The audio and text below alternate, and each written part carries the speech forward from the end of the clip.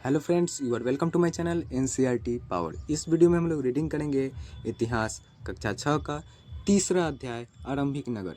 इस अध्याय का मुख्य पॉइंट होगा हड़प्पा सभ्यता, यानी हड़प्पा की कहानी क्या थी। यही हमारा पहला पॉइंट है, हड़प्पा की कहानी। तो चलिए इसे शुरू करते हैं। अक्सर पुरानी इमारत अपनी कहानी बताती है। लगभग 150 साल पहले जब पंजाब में पहली बार रेलवे लाइनें बिछाई जा रही थी, तो इस काम में जुटे इंजीनियरों को अचानक हड़प्पा पूरा स्थल मिला, जो आधुनिक पाकिस्तान में है। उन्होंने सोचा कि यह एक ऐसा खंडर है जहाँ से अच्छी ईंटें मिलेंगी। यह सोचकर वे हड़प्पा के खंडरों से हजारों ईंटें उखाड़ ले गए, जिससे उन्होंने रेलवे लाइनें बिछाई। इससे कई इमारतें पूरी तरह नष्ट हो गई।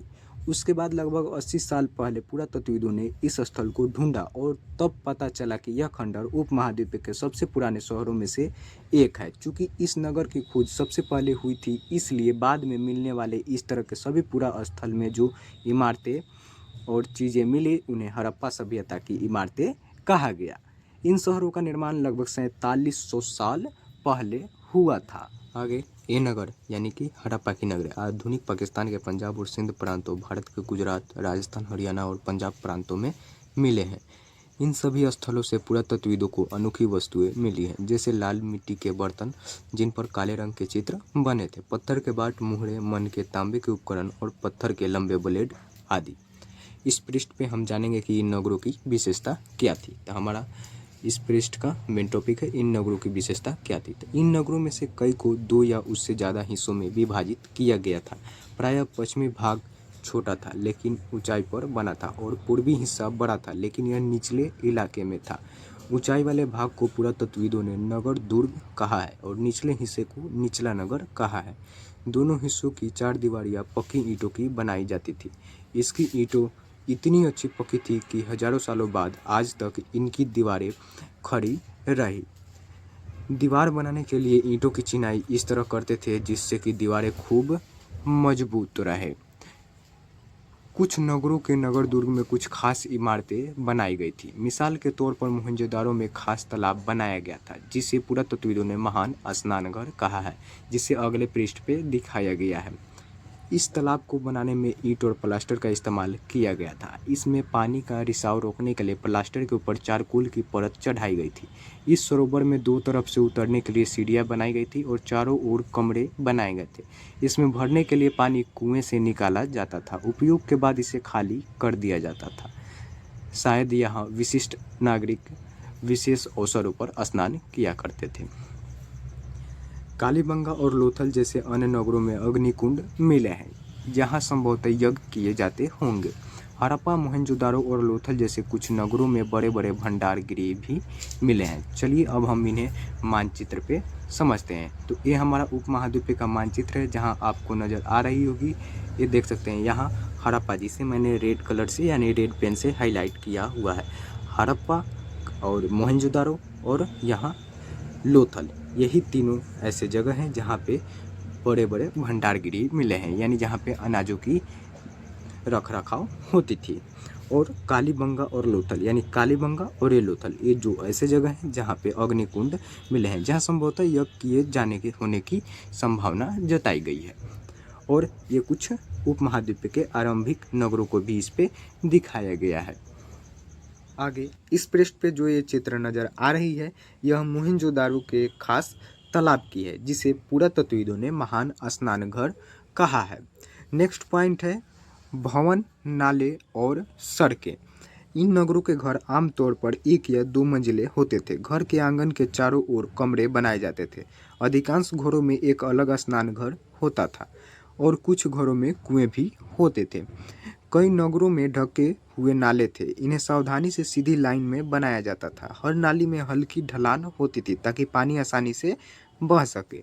अक्सर घरों की नालियों और सड़कों की नालियों से जोड़ दिया जाता। जो घर की नालियाँ थी उनको सड़कों की नालियों से जोड़ दिया जाता था, जो बाद में बड़े नालों में मिल जाती थी। नालों के ढके होने के कारण इनमें जगह जगह पर मेन होल बनाए जाते थे, जिनके जरिए इनकी देखभाल और सफाई की जा सके। घर, नाले और सड़कों का निर्माण योजनाबद्ध तरीके के साथ ही किया जाता था। बगल में जो ये आपको चित्र नज़र आ रही है, यह हड़प्पा के नगरों में ईंट की चिनाई की जा रही चित्र को इस पृष्ठ पे इस तरह दिखाया गया है, जो आप इस तरह देख सकते हैं। नेक्स्ट पॉइंट है नगरीय जीवन। हड़प्पा के नगरों में बड़ी हलचल रहा करती होगी। यहाँ पर ऐसे लोग रहते होंगे जो नगर की खास इमारतें बनाने की योजना में जुटे रहते थे। ये संभवतः यहाँ के शासक थे।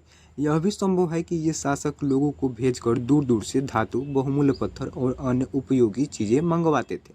शायद शासक लोग खूबसूरत मन को तथा सोने चांदी से बने आभूषणों जैसी कीमती चीज़ों को अपने पास रखते होंगे। इन नगरों में लिपिक भी होते थे। लिपिक उन्हें कहते हैं जो मुहर होता है उस पर जो लिखने का काम करते हैं या कोई भी मोहर बनाने के काम करते हैं, जिस पे किसी सील या कोई भी चीज़ रहती है जिस पे कुछ लिखा हुआ रहता है, उसका जो काम करते हैं उन्हें लिपिक कहते हैं। जो मुहरों पर तो लिखते ही थे और शायद अन्य चीज़ों पर भी लिखते होंगे जो बच नहीं पाई है। इनके अलावा नगरों में शिल्पकार स्त्री पुरुष भी रहते थे जो अपने घरों या किसी उद्योग स्थल पर तरह तरह की चीज़ें बनाते होंगे। लोग लंबी यात्राएं भी करते थे और वहां से उपयोगी वस्तुएं लाते थे और साथ ही लाते थे सुदूर देशों की किस्से कहानियाँ। मिट्टी से बने कई खिलौने भी मिले हैं जिनसे बच्चे खेलते होंगे, जिन्हें नीचे दिखाया गया है। लेकिन उससे पहले मैं आपको बता दूं, जो सबसे ऊपर जो ये चित्र नज़र आ रही है यह मोहनजोदारो की एक सड़क और उसमें बना नाला का है। और जो इसी के नीचे ये एक चित्र नज़र आ रही है यह एक कुआं का है। अब आते हैं नीचे, जो बच्चे जिससे खेला करते थे और जिन मिट्टी के जो खिलौने थे उनका चित्र इस पृष्ठ पे इस तरह दिखाया गया है। बाईं ओर नीचे ये देख सकते हैं, बाईं ओर इस साइड यह इस मुहर के ऊपर एक चिन्ह की एक खास लिपि है। ये देख सकते हैं एक लिपि है। लिपि उसे कहते हैं जैसे हिंदी को देवनागरी में लिखा जाता है और इंग्लिश को रोमन लिपि में लिखा जाता है, ठीक उसी प्रकार उस समय की यह एक लिपि थी। हड़प्पा की एक मुहर है ये। यह किसकी चित्र है जो बाईं ओर है? हड़प्पा की एक मुहर की है। इस मुहर के ऊपर के चिन्ह एक खास लिपि में है जो इस प्रकार है। उपमहाद्वीप में पाए गए लेखन का यह प्राचीनतम उदाहरण है। विद्वानों ने इसे पढ़ने की कोशिश की है लेकिन अभी तक यह पता नहीं चल पाया है कि इसका अर्थ क्या है। और जो दाईं ओर जो नीचे है यह जो दाईं ओर है यह पक्की मिट्टी के खिलौने की है। ये किसकी है? पक्की मिट्टी के खिलौने की है जिनसे बच्चे खेलते होंगे। नेक्स्ट पॉइंट है नगर और नए शिल्प। तो आओ अब कुछ ऐसी चीज़ों के बारे में अध्ययन करें जो हड़प्पा के नगरों से प्राप्त हुई है। पुरातत्वविदों को जो चीज़ें वहाँ मिली हैं उनमें अधिकतर पत्थर, शंख, तांबे, कांसे, सोने और चांदी जैसी धातुओं से बनाई गई थी। तांबे और कांसे से औजार, हथियार, गहने और बर्तन बनाए जाते थे और सोने और चांदी से भी गहने और बर्तन बनाए जाते थे। यहाँ मिली सबसे आकर्षक वस्तुओं में मनके, बाट और फलक है, जिनमें यहाँ पे जो आपको ये चित्र नजर यह मनका का चित्र है और यह बाट का चित्र है और यह फलक का चित्र है। तो चलिए इन तीनों के बारे में पढ़ते हैं। जैसे यहाँ पे ऊपर जो ये चित्र नजर आ रही है यह पत्थर के बाट की है जिनके बारे में यहाँ पे कुछ दिया गया है। जैसे कितने ध्यान से और उपयुक्त तरीकों से इन बाटों को बनाया गया है। इन्हें चर्ट पत्थर से बनाया गया था। इन्हें शायद बहुमूल्य पत्थर और धातुओं को तोलने के लिए बनाया गया होगा। किन्हें? तो इन पत्थर के बाटों को। और जो ये मध्य में जो ये बाईं ओर जो नजर आ रही है यह एक मनके का चित्र है। इनके बारे में कुछ यहाँ पे बताया गया। जैसे इनमें से कई कार्नेलियन पत्थरों से बनाए गए थे। पत्थरों को काट और तराश कर मनके बनाए गए। इनके बीच छेद किए गए थे ताकि धागा डालकर माला बनाई जा सके। और जो ये मध्य में जो दाईं ओर जो चित्र नजर है यह पत्थर के धारदार फलक की है। आगे हड़प्पा सभ्यता के लोग पत्थर की मुहरें बनाते थे। इन आयताकार मुहरों पर सामान्यतः जानवरों के चित्र मिलते हैं। जैसे कि हमने अभी पिछले पृष्ठ पे ही देखा, जो मुहर थी उस पे एक चित्र बनाया गया था और उसी चित्र के ऊपर एक लिपि लिखी गई थी खास प्रकार की, जिसे आज तक इस लिपि के बारे में कुछ पता नहीं चला है कि यह लिपि हमें क्या बताती है, यह किस चीज़ की है। आगे हड़प्पा सभ्यता के लोग काले रंग से डिजाइन किए हुए खूबसूरत लाल मिट्टी के बर्तन बनाते थे। नेक्स्ट है नीचे जो आपको ये जो दाईं ओर जो चित्र नजर आ रही है यह एक महत्वपूर्ण व्यक्ति की पत्थर से बनी मूर्ति जो मोहनजोदारो से मिली थी। इस पे एक कढ़ाईदार वस्त्र को दिखाया गया है। इसके बारे में यहाँ पे बताया गया, जैसे कढ़ाईदार वस्त्र, ये जो नीचे जो है यहाँ पे ये चित्र नजर है, इस पे कढ़ाईदार वस्त्र आपको नजर आ रहे होंगे। यह एक महत्वपूर्ण व्यक्ति के पत्थर से बनी मूर्ति जो मोहनजोदारो से मिली थी, इसमें उसे कढ़ाईदार वस्त्र पहने दिखाया गया है, जो इस प्रकार है। आगे, संभवतः 7,000 साल पहले मेहरगढ़ में कपास की खेती होती थी। मोहनजोदारो से कपड़े के टुकड़ों के अवशेष, चांदी के एक फूलदान के ढक्कन तथा कुछ अन्य तांबे की वस्तुओं से चिपके हुए मिले हैं। पक्की मिट्टी तथा फ्योन से बनी तकलियाँ शुद्ध कताई का संकेत देती है। आगे, इनमें से अधिकांश वस्तुओं का निर्माण विशेषज्ञों ने किया था। कौन? तो हमने जो अभी पिछले पृष्ठ पे देखा, उन सभी वस्तुओं का। विशेषज्ञ उसे कहते हैं जो किसी खास चीज को बनाने के लिए खास प्रशिक्षण लेता है, जैसे पत्थर तराशना, मनके चमकाना या फिर मुहरों पर पच्चीकारी करना आदि। पृष्ठ 26 पर चित्र देखो, जैसे हमने अभी पिछले पृष्ठ पे जो चित्र देखा उसी की बात की जा रही है कि मूर्ति का चेहरा कितने आकर्षक ढंग से बनाया गया और उसकी दाढ़ी कितनी अच्छी तरह दर्शाई गई है। यह किसी विशेषज्ञ मूर्तिकार का ही काम हो सकता है। हर व्यक्ति विशेषज्ञ नहीं हो सकता था।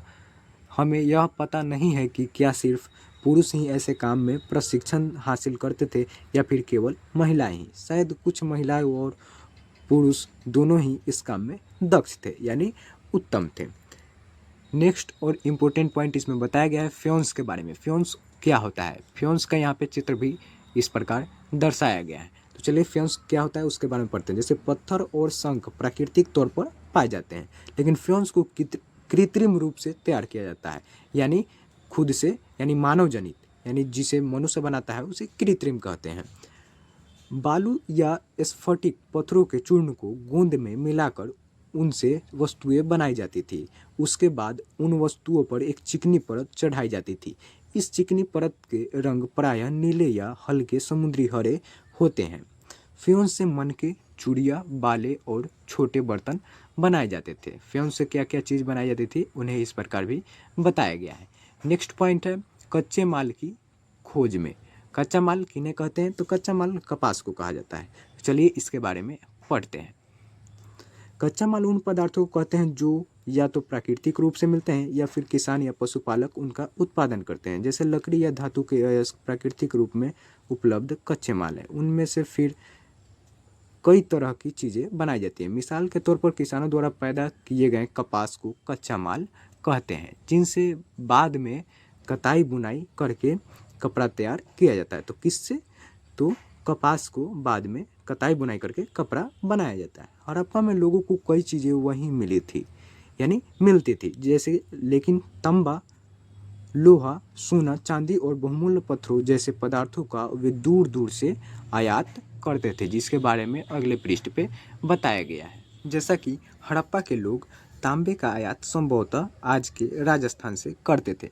यहाँ तक कि पश्चिम एशियाई देश ओमान से भी तांबे का आयात किया जाता था। कांसा बनाने के लिए तांबे के साथ मिलाई जाने वाली धातु टीन का आयात आधुनिक ईरान और अफगानिस्तान से किया जाता था। सोने का आयात आधुनिक कर्नाटक और बहुमूल्य पत्थर का आयात गुजरात, ईरान और अफगानिस्तान से किया जाता था। नेक्स्ट पॉइंट है नगरों में रहने वालों के लिए भोजन। लोग नगरों के अलावा गांवों में भी रहते थे।